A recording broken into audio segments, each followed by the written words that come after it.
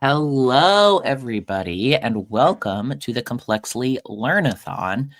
This is a celebration of our community of learners here. It's also a fundraiser for the work we do here. So I hope that you have been enjoying our Learnathon events. I hope you go check out our Learnathon merchandise. And I hope you enjoy this event we are about to put on here with the editor and animator from Crash Course, talking about how they do the wonderful things that we do here on Crash Course. Without any further ado, I'm going to bring to the stage Trevor and Ellison. And Ellison is going to kick off by talking to us about how Crash Course happens visually. Hi. I'm Ellison. I'm Trevor. Hey, I'm one of the video editors for Crash Course. So I'm gonna get started going through some editing stuff. Then gonna throw it to Trevor. He's gonna go through animation. All right. Make sure you can actually see what I'm doing. All right, Trevor, did that work? Yep. Cool. All right. Cool. Real quick, who am I? I'm not Jackie Chan. This was discussed before the stream, actually. I'm Ellison Winterstein. I went to Michigan State University for a major called Media and Information that no longer exists. This is a summation of my college experience. After I went to Michigan State, thank you, Trevor. After I went to Michigan State, I bounced around doing editing jobs, freelance, things like that, working on social media. Then right before I got this job, I was working in a movie theater, and clearly you can see I loved it. I was having such a great time. And then I got hired to do this, which is fantastic and life-changing and really, really great. To get this job, I made an episode of the show Crash Course about why they should hire me, and somehow that worked. When I'm not doing this job, I'm making movies that cost about as much as like a cheese sandwich. I'm producing comedy stuff in Chicago, or I'm watching movies. I put more money into that hobby than I'd care to admit. I like silly costumes, and I just wanted to show these off. This is from left to right, Twin Peaks. In the middle, guy dressed as a hot dog, and guy who looks like a hot dog. And then on the right, my favorite Ren Fair look, which is where my friend and I were medieval lawyers, which are just full suits and then swords. All right, that's me. I love that you, as an editor, put this together in Premiere. That's great. Well, instead of taking slides and stuff, I was like, I'm just going to do it in Premiere. Okay. All right, so Crash Course. Before anything happens with me touching any footage on an episode, I'm hoping if you've watched this, you've seen an episode of Crash Course. If you haven't before, it's a really good show. I'd recommend it. But an episode gets shot. If you are interested in any of how the writing is done or any of the scripts are put together, we had a stream a couple days ago that you can find on the live portion of the YouTube channel. And that talks about how the writing gets done. Because there are people who are much better at that do that, and I don't touch it. But an episode gets written and then it gets shot. Editors usually aren't there for the filming of an episode. I got to be at the filming for one that's coming up that I can't say what it is yet. They told me I couldn't. But generally speaking, I first see footage after it's all been shot. It gets basically, once it gets shot, it gets turned into, I need to mellow myself out. So they shoot the footage in really, really big files in high-res raw footage, which is just this like massive file size. And then our production coordinator, Jada, makes what are called proxies, which are these little smaller versions of the footage. And then that's what I work with up until the very end of making a Crash Course episode. So all of that gets put onto our online servers, and then I download all of that. And then first step, for anyone who's really nerdy in the audience, I'm going to show what our like basic file structure is. You can see that at the bottom left. Trevor, they can see that, right? I think we might be covering it. Oh, there we go. Oh, cool. So the file structure for how we do our files is about the same as you see in Premiere, is how it is in my like folder that's off somewhere else. That's a really nerdy thing. I'm just going to put that in there because I'm not going to go into all of that, because that's a whole, that's like there's a reason there's a production coordinator, because it's like a whole job. So anyway, I get all that footage in, I get all the audio, and when we film an episode of Crash Course, there's traditionally 2 cameras. There's an A cam, who's the main one on the front, and there's a B cam off to the side. And then there's an audio recorder rolling for all of the takes. So at the beginning of any of the takes, we have a clapboard or a slate, which you can hopefully see right there. That's the little board that you've probably seen in anything about making a movie. And that goes like that. And then we use that to sync up the audio from the recorder, because we know the moment that clap happens, it's going to line up with the moment that visually on screen the clapper hits down like that. So I line all of that up. I'm not going to show you all of that because it's a boring, tedious process. If you would like to know how to do all of that, you can Google Adobe Premiere multicam sequence. It'll come up. That part's not like special to Crash Course, but now getting into how we do things specifically here. So all of that footage, I know I just covered a lot. All of that footage is now synced. I've got it all in my project. I've got it in folders. So I bring it into a timeline, which is this right here. So let's say I'm going to get started on my edit. So I take, for example, generally the full run of a host reading through an episode of Crash Course is somewhere between like 40 minutes to an hour. This is a smaller section using for demonstration purposes. So for example, you can see here, this is just a long shot and Shan reading off stuff. So for demonstration purposes, I'm just going to go through, I'll show a full timeline at the end just to show what it looks like. But for demonstration purposes, I've cut out just a little 1-minute section of episode 5 of Crash Course Sex Ed. So we got this piece of footage. Now, the first step in all of this is doing something called a radio edit. Now, the radio edit is basically all of these. The way that editing on a Crash Course episode works is it's sort of segmented, kind of. I'm trying to find a good way to describe it. Imagine it's sort of like a sandwich. Like we build layers on top. I'm not making a whole episode like in a day or like in any set amount of time. I'm doing a portion, then adding another portion, adding another portion. Other people like Trevor doing graphics or like Callie Ranger doing sound, like stick in portions. And then by the end, we've got a full episode. So this radio is just that base layer, that first thing of bread. So I take the footage, I put it in the timeline, and then I just start watching it. When I talk about the people that we're into, I'm talking about sexual orientation. If men, women, neither, or both make you all sweaty and weak in the knees.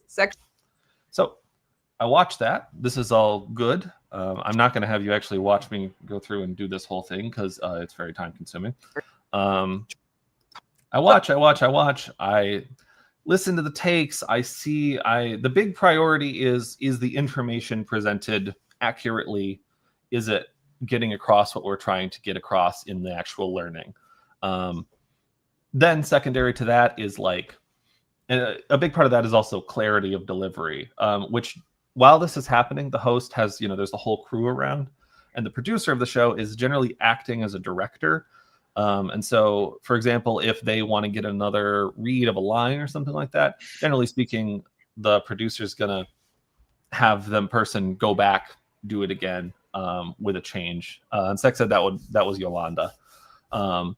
So, for example, I get to the end of this line. So that term can be seen as dated. All right, so that part, not going to stay in because it's Shan listening to Yolanda speaking. So I know I'm going to do a cut there. I already pre-marked this just for the sake of this stream. So then we've got a series of takes here. Now you can see, I'm going to make it bigger so I can point it out. You can see these are the waveforms. So these are basically, they're a visual representation of the sound that's coming through. And after editing for long enough, you can sort of start to see, I don't know, it's a bit like reading a language or Braille or something like that, where it's like, I know this line is the same read as this line because the waveforms are very similar. So generally speaking, I'm going to look at that and be like, okay, this collection of takes is all going to be probably the same line. I'm still going to watch them all, but like I know what I'm getting into.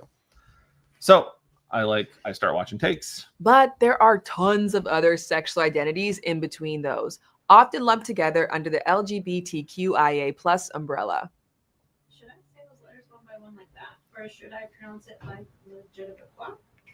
Definitely one by one. You can do that one more time. Yeah, so they wanted to get another one. So I'm going to watch through all of these takes. I'm not going to have us do it here, but I've watched through all of these. And that's a mix of my personal opinion and also what the producer on the set and like the vibe of the notes sounds like. Like if after a take comes up and everyone goes, oh, that was really good, we did a good job, hey, that's the one, then like it's probably going to be that one that we use. So And that sounded like that was an off-camera line read, right? For the Teen Shan, right? It was. Yeah, it was. Thank you. I forgot to even talk about that. So for Teen Shan, for an animated element like that, you can, I'm not sure how loud it is for you all, but should I say those letters one by one like that? Or should I pronounce it like legitimate? So that's Yolanda off screen reading for Teen Shan's line, just so Shan has something to time her reaction off of. So that's going to get replaced in a second. So let's say I get to this take. But there are tons of other sexual identities in between those two, often lumped together under the LGBTQIA plus umbrella. Should I say the letters one by one like that? Or should I pronounce it like legitimate? Definitely one by one. So I hear that and I think, okay, I think that's the one, you know, and that happens to be the last one on this one. Fun little thing to say. There's kind of sometimes the starting out editor instinct to go, oh, it's always going to be the last take. It's not always the last take. Sometimes you do 5 takes of something and take number 3 was the best one. It just takes listening to them and kind of developing an ear for it. So then I'm going to get rid of these. If I'm doing an actual full edit of an episode, I'm going to keep this part over here because I'm going to have to do the rest of the episode, and this is the remaining footage. But just for our demonstration, I'm going to get rid of that. And then, as you can see, I already prepped what it looks like in a final, but these are the same sets of footage. It's that same edit that I just did. At this stage, then, also, I'm going to get Teen Shan audio. Now, for Teen Shan, not going to show this whole process because it's time consuming and would be extremely boring for you all to watch. But the Teen Shan audio is recorded separately. And then after it's all sent, it's the production coordinator and the associate producers. It's going to be Hannah or Katie. Like they all compile it and get it all together and then put it online. And then I take all of that and I cut up the takes, pick the ones I like best, sometimes run this by a producer, pick the takes that I like, and then I cut those out and I export them as their own audio files so that instead of having a big string of Shan reading the same line over and over again, I've just got one reading of the line that I like best. I take that, put it in my folder structure, take it into the timeline, and then I cut out the audio of Yolanda reading the line on screen, so then it becomes... There are tons of other sexual identities in between those two, often lumped together under the LGBTQIA plus umbrella. Should I say the letters one by one like that? Or should I pronounce it like legitimate? Definitely one by one. So it becomes that. And then last step at this stage is doing some quick color. I throw on an adjustment layer, which is just... I'm going to keep using the sandwich metaphor here. There isn't really actually a good one on that, but like it's a layer that's just, I can do things to it and it affects the layers down below it, but it's not actually a layer of something. I guess it's like if you get like oil on a sub, I guess that would be the best one because it'll like go down, but it's not like an ingredient. You get what I mean. Anyway, that's just a quick bit of color. If I turn this on and off, it's a small difference, but it just kind of makes the image more okay and fun to look at. That's not going to be the final color because we're going to do that at the end. Anyway, all of that takes some time. I turned this rough of the whole episode, and then producers and different stakeholders generally don't give notes on the rough or on the radio. but they will later. So then we get to the rough. So the rough is where I start to do little things like move Shan around. So that how we shoot with that A cam is we shoot it locked down, and then because we're shooting at a high enough resolution for the camera, we can zoom in and move it around to get different shots, basically. So I can go, obviously you want to not have black on the edges, but I can zoom in and move around. That's how we get those different shots without having to have like 800 cameras in the studio. So I move Shan around. For example, on this part, I can see, and I know from it's going to be in the script, but also I can just see that like she's gesturing at a thing over her shoulder. So on one end of the spectrum, if you're straight, that means you're a woman who's exclusively attracted to men. So something like that, I generally know, okay, it says there's going to be a graphic in the script. Also, she's doing to this side. I'm going to bias her to the other side so that there's room for a graphic when it comes up. Now, also, there's this is where our B-roll, which is going to be stock footage or public domain footage or things like that, or artwork or stuff. The associate producers have pulled that. That's something that they do, and then they compile that based on what the script needs and discussions that they have, and then they put that in a folder. I download it all, and then it's a mix of sometimes things are very particular, like the script is like, in this year Fidel Castro did this thing, and then I have footage of Fidel Castro, so I go, I should put the footage of Fidel Castro with the line about Fidel Castro. Sometimes it's more up to interpretation. Like for this section, I was just given a large amount of footage of applicable of couples, and then this is the line. Sexual orientation might line up with who someone's actually having sex with or how they publicly identify, or it might not for lots of reasons. We talked about that more in episode 1. So I had that giant basket full of footage of couples. I took all that. I went, I think this line kind of feels like this line. This line feels like this line. Having an eye out for, the APs also have an eye out for it, for like having a diverse range of people, some rules that we have about what we can show and what we can't, stuff like that. Try to make it look good. So, Ellison, I have a couple questions for you from the chat, if you don't mind. Go right ahead. One of them is, people keep asking what software you're using. Oh, sorry, I should have said that. This is Adobe Premiere. And then a question about colors for different Crash Course series. And I think this is generally kind of like, how does this change from one series to another? Are there different like cooler or warmer colors for different Crash Course series? How does that affect your job? Yeah, so generally speaking, colors are I'm implementing a vision that's decided on by the producer and sometimes by the design team. But for example, Sex Ed had a vibe of like your sister's cool older friend, like explaining something to you in a room. So like it's a very like late high school, early college dorm kind of vibe, and so it's a very warm, safe space.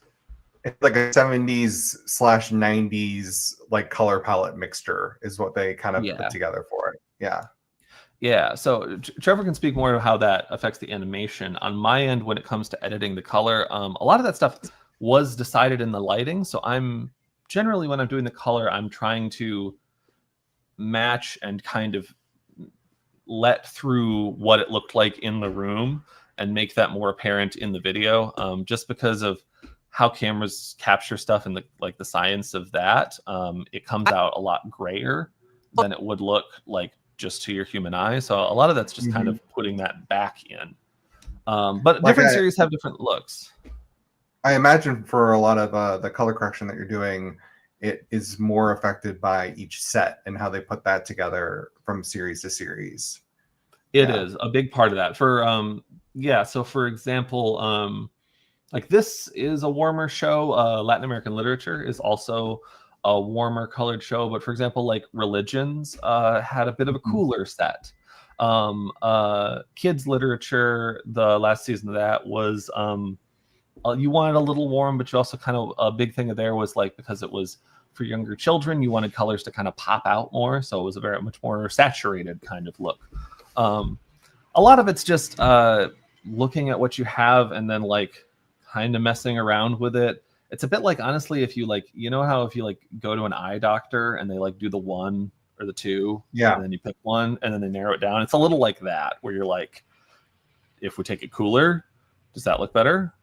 Okay, no, it looked better warmer. Okay, let's take it warmer. Okay, no, that didn't work. Let's take it back. So it's kind of like that. Is that largely up to you as the editor, or do you do a lot of back and forth and stuff with other parts of the team for that? I generally get other sets of eyes on it. When Kareem used to work on the team, he was a big color guy. I learned a lot from Kareem. He was always big on like, let's get this fine tuned right. But I mean, the producers always, like Yolanda always cares about what the color is going to look like. So yeah. I hope that answers those questions. I'm going to keep moving through my steps here, if that's all right. We do this. We have the first rough cut, and then generally we go through a rough V1, a rough V2, and then a fine cut. Functionally, they're all very similar steps. A lot of things will change, and in regards to what stock footage we have or what kind of visual stuff we have between the rough V1 and the rough V2. Just because you'll go, hey, we pulled this stock footage, it doesn't actually work the way we thought it would, or like, oh, we're kind of misconstruing. For example, like if I'll use a Latin American literature example. If we have an episode about we have an episode about military dictators. I'm not sure if it's out yet, but it will be soon. And for example, like I think on one of the roughs, I accidentally used, like, I had like 4 pieces of stock footage, and I used like 3 from one country and then 1 from another one. And then that kind of implies a message of like, this military violence is specifically for this country for the most part. And so then in the review stage, that gets pointed out that it's like, hey, you've used a lot of clips from Nicaragua. Like, you should vary this up. And I go, okay. And then I change it. That's a big part of, it's basically similar to how in the writing stage, there are the fact checkers there and the subject matter experts to be like, equivalent layperson, you don't understand this accidental meaning you've given. Make sure you're careful, which is a very important step of doing this. We get subject matter expert notes like all the way through production. Like, it doesn't just stop at the writing stage. Oh yeah. Anyway, so all that happens, the fine, and then that gets sent off to graphics. Really quick, I want to state, for example, of a subject of a B-roll change would be, let's say there's something wrong with this clip. So the associate producers the producer gives a note, and the associate producer sends this clip. And so then I know, okay, I'm going to put that in at the next draft. So picture lock is when graphics has done their work. They send it back to me, and then they've added graphics like this, or like this, or like that. Graphics. That also includes Teen Shan. Now, it's important that I got that Teen Shan line in there, because that is what Trevor is going to time it Teen Shan off of. So if I just like decided not to do that day, then like he would be not able to do his job. So I got to lay that in early. Graphics goes through their own set of notes that I'm sure Trevor can speak to more. But I get it back. I put everything together. I put the graphics in, and I just double check and make sure everything. A big part of that is getting the file back to me means that now it's in my hands. I have a responsibility to just like, I'm not checking their work, but to make sure that I now know what they've done to it, and like I can have confidence in what I can do with the episode. So all that gets put together, it gets reviewed again by everyone, and then it gets a picture lock handoff, which is compiling everything for sound. That means exporting. So far, we've just been working with all of this audio here from the recorder, and then sometimes music or sound effects, usually not sound effects at this stage, just music. I send all this off to sound, and then sound sends back this wonderful, wonderful thing, which is this highlighted thing that I have right here that I'm wiggling my mouse around. That's just all of the audio edited by an expert who's much better at it than me in time. So then this I get this. I put it in top over all of the other layers of audio. I don't get rid of those layers. I just mute them all, and I single out that mixed track. Then last step is before it goes to this next step, is I swap out, as you can see on these other ones, the B-roll has these watermarks on it. On the final screener, I finally swap it out for footage that doesn't have the watermark, because stock footage is very expensive and licensing is expensive. And so if we're possibly going to cut something, we don't want to pay for it and then cut it. So I get all of that together. I have the sound in. I double check everything, make sure it's all good. And then that gets reviewed by everyone. And because it's getting reviewed by everyone, sometimes there are notes. The subject matter expert might catch something that had snuck through. The tippy top producers might have a thought of something that none of us had thought of. And so sometimes before we send it to the final export, it has to go back through graphics, or it has to go back through sound, or I have to make changes. Either way, final stage, all the changes get in. I put them all in. I make everything look all good. I double check it to be sure. And then I'm put in the credits, which are made by graphics, but then they're editable. And then I edit them per episode to match a document that's been made, just to make sure they're accurate.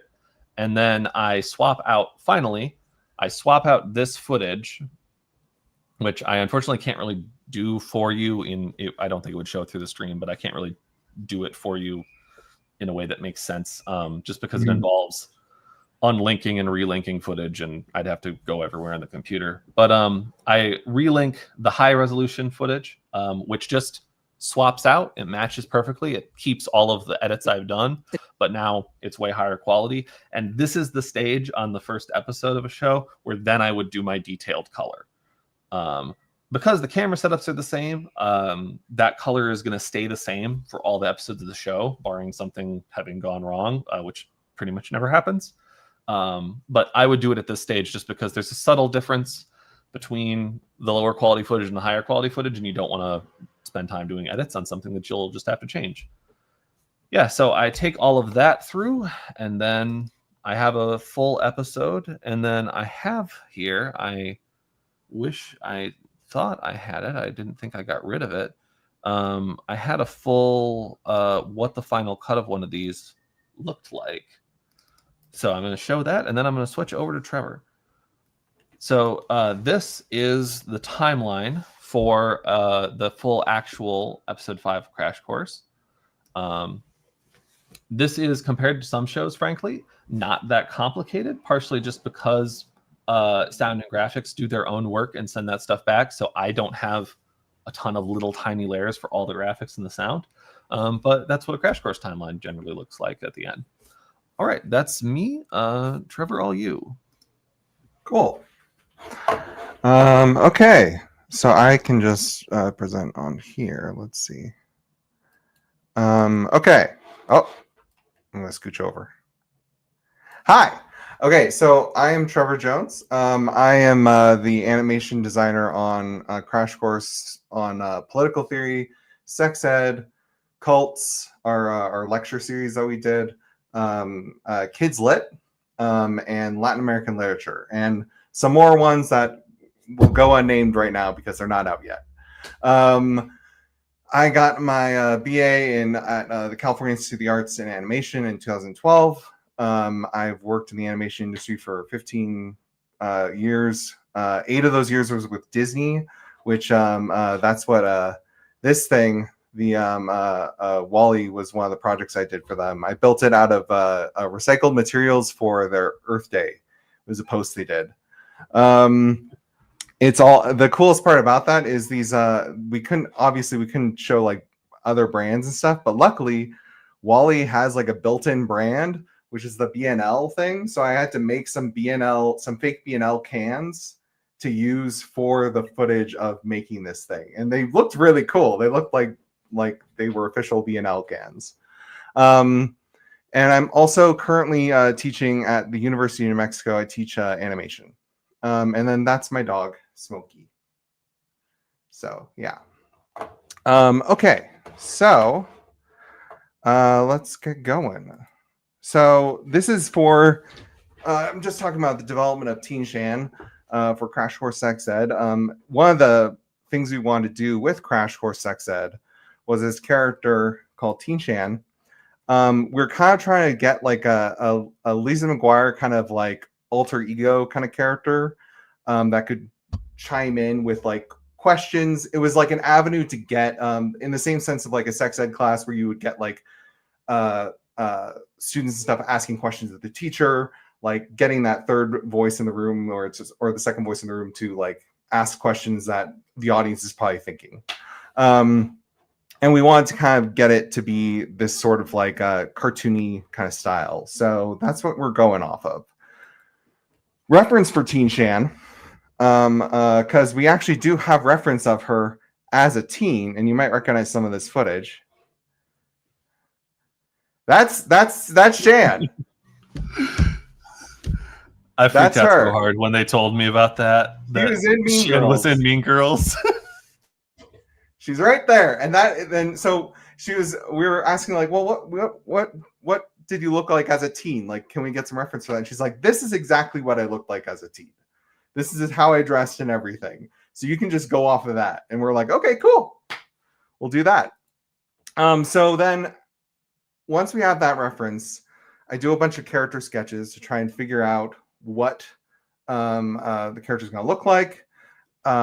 This is just a showcasing, trying to get that the Lizzie McGuire aspects of it in there, keeping it loose and sketchy. That was one of the things we wanted to try and do with this one. And then also just doing a bunch of different expression versions just to see like how cartoony we can push this. I don't know if we saw any of the expressions down here. We might have seen the hearts at some point. I'm not sure. I think I put them in the rig somewhere. But just showcasing so. I think like in the Crush episode, I think we got the hearts. Yeah, I think so. So like just showing the breadth of like what we can do. And then also just this is kind of what we're talking about with the color palette establishment. So these colors up here come directly from the color palette that we sort of figure out. And then I color swatched like some skin tones and like what the white color would be on the shoes and that sort of stuff, just so I could keep that consistent. Whenever you start to like put colors on there, like even if you color you always want to keep like swatches of those colors of how they originally were put down, just so you can like make sure you can always reference back to it. So I did that, and then the rig, go to the file, Trevor. Okay, cool. So this is the rig that we ended up with. This is in Adobe Animate, and the only thing with this one that's special is there's a plugin that we added on to be able to do this, because the rigging in Adobe by default, it doesn't do IK legs, which is a thing called inverse kinematics. So quick animation aside, FK is like how if I want to move my arm, here, I'm going to go to a more full screen. This one. So FK, forward kinematics, if I want to move my arm from here to here, I, as an animator, would have to go like, okay, I'm moving this up here, then I'm moving this, then I'm moving the hand. If I want to do inverse kinematics, I just grab the hand, move it, and then it adjusts going up the chain. So that was one thing that we didn't have in the default rig. So there was another plugin that we got. I forget what exactly it's called. But this is one of the things for it over here. It is, I don't remember what the exact name of it is. The thing I have right now is the SMR helpers, but that's a window for it, so I'm not sure. But that means now, if I want to grab one of these legs and go, ooh, I can now grab her leg and move it like that. We can also grab her arm. Move that. Each of these has it baked within these are all symbols that can be changed out. So contained within this one hand are a bunch of different symbols that we can use at any time. And as we work through the production, more hands and stuff will be added. Like the Canada flag, that's like from one bit, I think it was in episode 3, where she's like, that's more than the population of Canada or something like that. Yeah. And so we had to add a Canadian flag in there for her to wave. But like, you know, like at one point, something I wish I had thought of earlier, but I kind of thought of it like halfway through the production, was adding like an embarrassment face. So we have like her getting slowly more embarrassed and that sort of stuff. Because I think it came into play because there are a lot more embarrassing questions that she asks like later on in the series. And then like, you know, like eyes, like every single direction that we have has a version of it with like eyes like half closed, eyes like fully closed, lids on the top, lids on the bottom, and they all have different pupil directions. So like if we want to have her look in any way, we have a symbol that we've already made for it. And same goes with the mouth. And the mouth is cool because you can actually have it be, so if we go to lip syncing, let me see, where'd it go? Oh, there it is.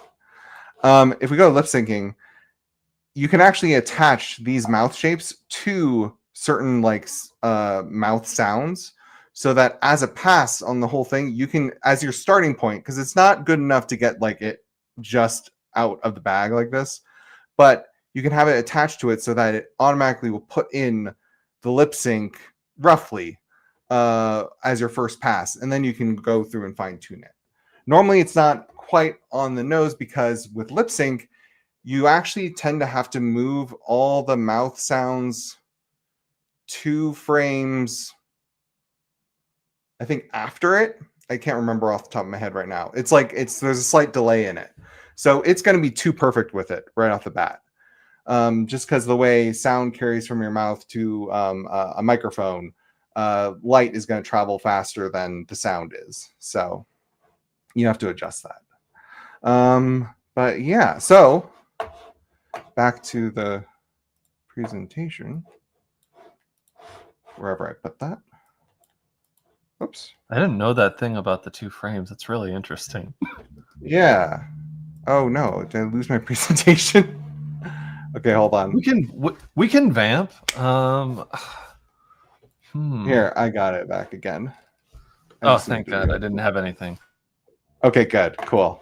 So now we get into like production stuff. So when it comes to the production, what I get is first we get a script. And the script is put together and it's highlighted with like the stuff that we need to be covering for graphics. We have like a color coordinating system or whatever. So this green means it's going to be a character moment is what it's going to be. And then we have like a description inside that says like, let's I want to go back.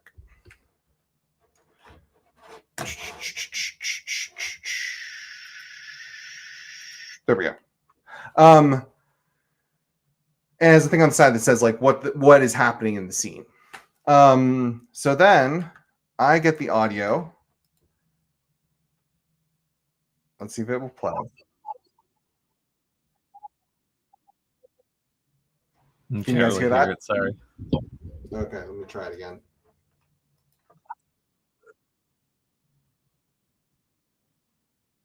Nah, sorry. Okay. Well, that's not important anyway. Okay. So, animation. We'll go back to the animation anyway. So with that, here, can you hear this? Should I say the letters one by one? We got that. Okay, cool. We got that at least. Okay, cool. So the audio is the same here, so I can just play it here. But the first pass I will do is I'll do a key poses. So the key poses are all like it's the storytelling poses. It's like where the main action is happening. The way this one, I knew that for one, this was going to be a key pose with her pointing down at the letters and that sort of stuff. So I want to make sure that was in place. And so then we do that. The last step we do in the process is the lip sync. The lip sync is the last thing, because the acting should work without there being lip sync there. And that's kind of the way it goes for mostly, I think, most any animation production pipeline. So, should I say the letters one by one like that? Or should I pronounce it like legitimate? Yeah. So that's the first pass on it. And then we do, then I'll do like a second pass on it, which is, this one is just to get more of like, then you do your breakdowns and your in-betweens. So you try and bring the animation closer to final. And then also at this point, I'm also adding stuff like the secondary action, which is, secondary action is a animation principle where it's basically your main action and then your secondary action. So it's like the go-to example is like I think the easiest example to understand is like back in the day, in like way back in Hollywood, you saw actors smoking all the time, and it was basically just to give them something to do on screen. It was to give them something to fiddle with. It's in the fiddling of something, the things that are not the action that you're doing, that's when you kind of give your character more life. They feel like they're more alive. So in this case, I want to do this thing with her back legs, like sort of swinging like this. Should I say the letters one by one like that? Or should I pronounce it like legitimate? Yeah, and then also I put in a little action at the end there to sort of be her reacting to Shan when she's talking to her. Okay, and then finally, then we do a lip sync pass. So once that's all done, then we do the lip sync pass, and I'll adjust that lip sync, and then we get this. Should I say the letters one by one like that, or should I pronounce it like legitimate? Cool. And then after that is done, then I'll hand it over to Evan. He is our motion designer on the team, and he will actually implement putting it into the footage. And one thing to always keep in mind with this footage is that we have to sort of keep in mind her eye line and where she's looking, because this is an imaginary character. So we kind of have to figure out where it is that she should be placed in the scene based off of that. Yeah, and then that's the process for animation. On the eyeline front, so it depends on the circumstances on filming, but like sometimes the host is just going for generally where it seems like it should be, and sometimes they've got like an object for an eyeline or something like that. It just kind of depends on the filming circumstances. Yeah, but there's inevitably at least a little moment at some point where we go like, oh man, the eyeline's kind of weird. We got to figure out how to move someone. Yeah. We're like, she is looking like up here somewhere, and that we can't have Shan just like tiny like this. We have to figure out a way to get that to work. Yeah. Which is never on the host in any way. That's just like thing. Making stuff is hard, and things kind of like it just happens to be that take was really good, and it's just like, darn it. Yeah. Yeah. Cool. Yeah, and I think that's it for what I have for graphics and stuff. So I guess, do we want to do just general Q&A stuff? Yeah, if there's any questions. We've got lots of great questions. Somebody asked, how long did it take you to get to this point and to get confident in doing your work at this level? Trevor, you want to go first? Confident? I feel like imposter syndrome is always something you continually struggle with to some extent. But I feel like it's like, I think yeah, I don't know. I feel like you never fully feel super confident. I feel like you get to a point in which you know what it is you're doing. But I think every day we have days where we're just like, oh crap, I forgot everything that I ever learned, and I'm a fraud. I don't know how you feel. Yeah, I started editing. A friend's dad was very nice and gave me a copy of Adobe Premiere that he pirated when I was like 14.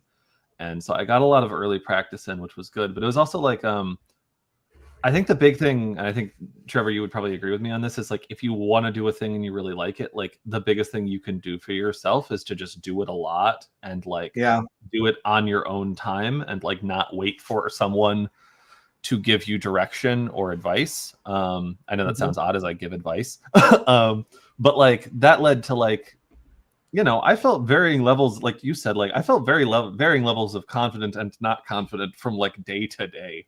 Like, like when I joined this job, I was so nervous. I was so nervous for like a year. Like I was every day, I was like, oh gosh, oh man, I'm going to mess it up and I'm going to blow up the servers and there's going to be no more Crash Course because of me. Like they had to give me a back-end permission to part of the YouTube channel to do a thing one time. And a little part of me was like, oh no, I'm going to hit the wrong button and blow up the show. Like I should not have these keys. Yeah, like they had to give it to me and it went fine and I gave it back and it turned out good. But it was like, but now I feel very confident doing this job because I've been doing it for longer. So like it'll come and go, like and that's okay. I think in terms of like ability and stuff, it is just a matter of putting in hours. Like I'm a huge advocate of there's no such thing as like raw talent. Like I think it's pretty much just like when did you get started and how much have you put into it is ultimately what it comes down to. Like I think maybe it was only like a couple. I've been doing drawing since I was like 8 or whatever, and then like animation since I was like in high school. And I think only just like maybe a couple years ago, I was like thinking like, wow, I know what I'm doing. Like just like there's no it's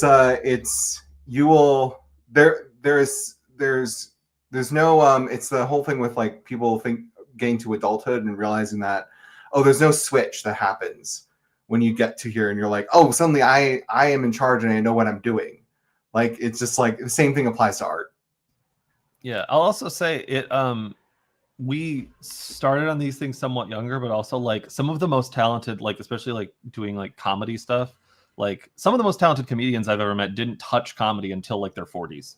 Like, so there's sometimes people will be like, oh, I'm good at this because I started young. Like you can, if you decide one day you really want to do something, like you just got to go at it really hard. But like, there's no like, it's not too late ever to start doing a thing. Like,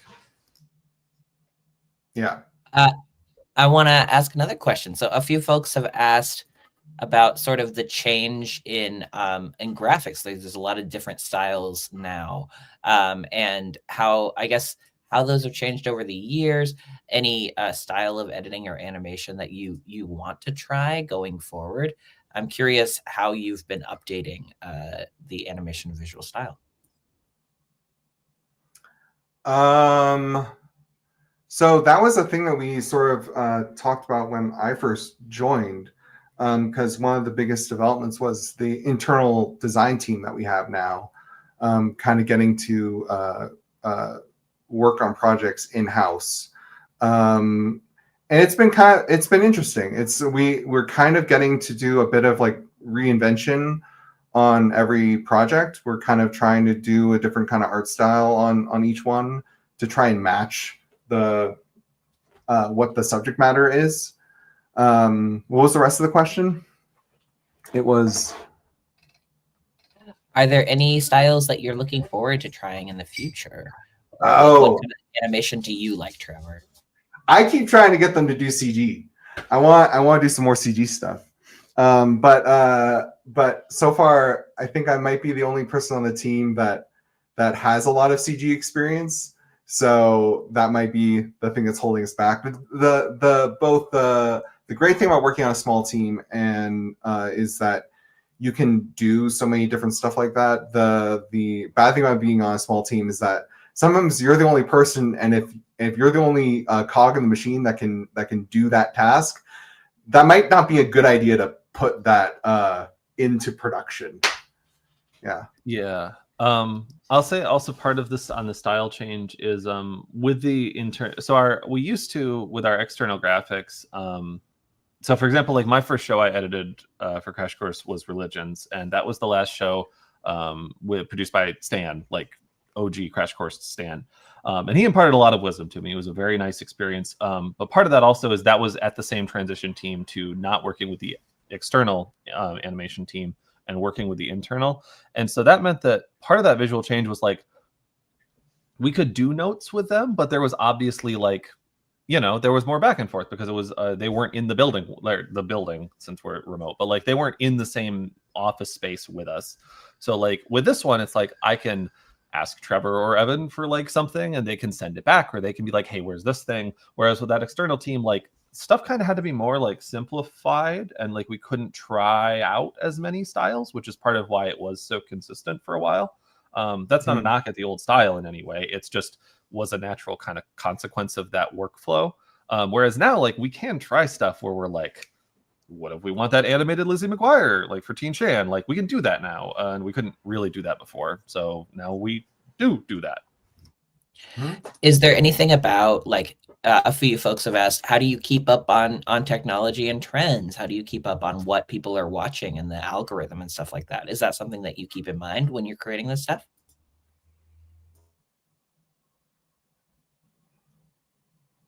Yes. I think it's just being online in social spaces and as a way to kind of keep track of like where people are for like references and stuff we can pull on. I think also teaching college students keeps me a little bit more informed about what's going on in terms of like animation interest and that sort of stuff. But it's like I don't know how much of that factors directly into what I do at the point in production that I am, because a lot of decisions about specific like art directions or stuff happens like with the art director above me. So it's just like I can still incorporate a little bit on there. That's awesome. Yeah, I'll say also. Oh, sorry. Please finish and then go to the question that's on the screen. Oh, okay. I'll say also, so like for example, I do these exports, but I don't do any of the uploads. The associate producers are in charge of that, and they do great work that I could not do because they're talented. So a lot of like what Trevor said, a lot of that's like higher than us, that we're like implementing things as opposed to putting long-term strategy in. I will say also, and like Trevor, if you disagree, feel free to say, I don't want to speak for you, but like a lot of the principles of what we do are like very tried things that like parts of learning our stuff is like studying things from like 100 years ago. Like, yeah, like for editing, like a lot of like the reading In the Blink of an Eye by Walter Murch and like watching Soviet movies from like the 30s is like very helpful. So yeah. Like, yeah, it does, new stuff does affect it, but also like, you know, the whatever TikTok thing is like current isn't going to change how the Kuleshov effect works. Yeah, no, that's a good point too with the animation too, that like a lot of the references that we end up making are from like, you know, at least like 3 decades ago or so, because like even if, and I think it's like the cyclical, like the cycle of pop culture and stuff, like everything becomes like a trend from like 30 years ago is now the thing is trending now sort of thing. When you want to look at that stuff, I used to do a talk with my when I taught middle school and high school students animation about how to research styles and how to look at styles, and rather than copying like Tim Burton, you look at all the things that Tim Burton was looking at, and that'll get you to a much more interesting, different result. So, for example, like with Tim Burton, if you look at the stuff that he was looking at, you can look at like German Expressionism. You can look at like Edward Gorey and that sort of stuff, and you'll get to a different but similar result by going back in that, and always kind of like deconstructing whatever the cool thing is. Yeah. I can, to keep us ping-ponging, I can do the what's your favorite or weirdest part of what you do. I would say I love that I get to learn at this job. Like, that's not very weird, but like have a lot of editing is I enjoy the tactile feeling of editing. Like, I enjoy doing it. I like doing this thing. However, sometimes by virtue of doing that, like you work with content and things, never anything that I like am morally opposed to, but like sometimes you're doing like advertising stuff, or you're doing things that like you need to do because like I have to afford rent and like my dog has to eat. But like Crash Course feels valuable. Like I feel good every day going like, oh, I'm helping to teach things and I'm learning. Like Latin American literature, I didn't know anything about that subject. And then like, yeah, I got a bunch of episodes of stuff, and now I have like a reading list and things like that. It's great. Like it's a lot of fun to just like get to learn something at my job. It is the weird thing I'll say is and this is true of a lot of video editing, is people will like make jokes. Hosts will make jokes to the camera for the editor. So I spend sometimes being like, yeah, I spend time being in my corner being like like being like, haha, my friends made a joke, but I'm just sitting alone in my apartment. Like that part's like a parasocial relationship with the host. Yeah. Yeah. I don't know. Yeah. No, I absolutely agree on the most interesting part of the job, I think, is that you are getting to learn just by nature of doing the job. Like, I think in order to explain something well, you have to sort of like teach it to yourself. Like a lot of stuff with like what was it? Like Latin American literature is a good example where it's just like I didn't know much going into that. But I feel like I learned a lot through the whole process of making it.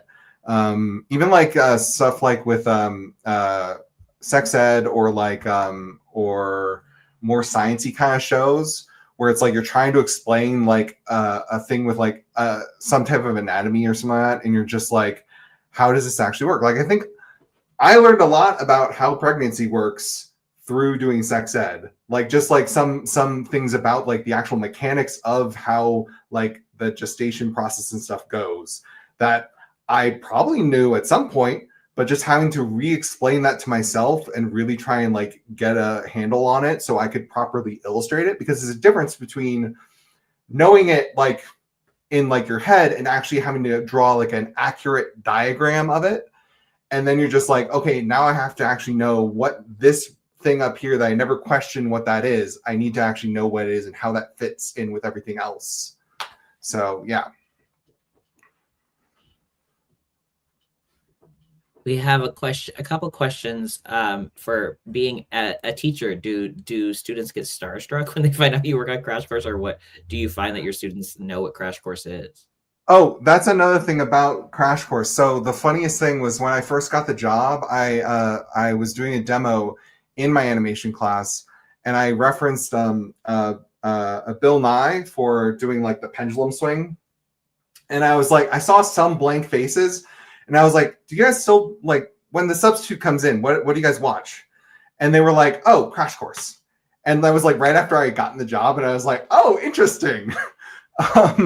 So it's kind of cool in that regard where just like I feel like honestly, having worked with Disney and having worked at Crash Course, I get faces light up so much more for me saying I worked on Crash Course than anything I did with Disney. Like it's just like the first question with Disney is like, oh, did you work on anything I know? Sort of thing. First thing with Crash Course is like, oh my gosh, that I love Crash Course. Like just like people really, really respond well to it. So yeah. People also, even not in an educational setting, people will do that with me because like I don't talk about my job like that in a way, just because I don't want to be like, hey guys, do you know where I work? But then like I'll be like having a conversation, and if my partner wants to like be funny and throw me for a loop, she'll be like, hey, he works for Crash Course, the Green Brothers show, and then the person will freak out, and then I'll have to be like, yeah, it's fun, like I like it. Like, but every time it gets a reaction. It's very funny. That's so awesome, and a fantastic note, I think, to end our stream on. Thank you so much, Ellison and Trevor. The chat was lighting up. People are so excited about what you do and to see the behind the scenes. If you want to support what we do here at Complexly, we would love for you to go to the Learnathon website. Just drop $5 there. That's a huge help as we continue to do the things that we do in a world where it gets harder and harder to do it and harder to fund it. We've got some really cool merch, including this Good Information is Worth It shirt and a few other neat little Learnathon items. And yeah, check out Crash Course, check out everything we do, and I appreciate it. Thank you so much, Trevor. Thank you, Ellison. All right.